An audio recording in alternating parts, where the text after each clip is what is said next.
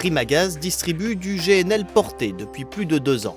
Ce savoir-faire permet d'ouvrir et d'alimenter des stations loin des réseaux. Nous prévoyons d'en ouvrir entre 12 et 15 dans les 3 ans à venir, mais d'ores et déjà, nous nous appuyons sur un partenariat qui a été signé entre une société organisatrice de transport, en l'occurrence Isidis, qui nous a confié un certain nombre de ces trafics au travers d'un partenariat avec ses propres transporteurs, Perreno en particulier, qui nous permet sur 4 stations, d'ores et déjà, de démarrer une distribution et d'avoir l'ossature d'un réseau.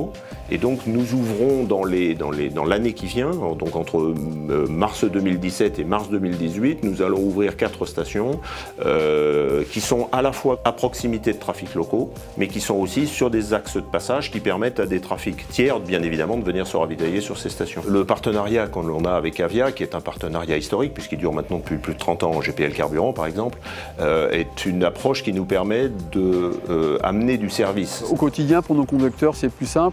Ce que propose Primagaz au travers de stations publiques, c'est l'ensemble des services habituels qu'on trouve dans une station, donc la partie alimentation, sanitaire, parking sécurisé pour les coupures. Le partenariat avec Primagaz est constructif et correspond totalement aux attentes de nos clients. Il est évident que l'étape d'après, et c'est la perspective que tout le monde se donne, et nous donnons cette perspective, c'est d'intégrer du bio-GNL à l'intérieur du GNL.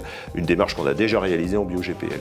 Puisque le véritable impact, à terme, environnemental, en termes de réduction de CO2, le véritable impact, c'est le bio-GNL.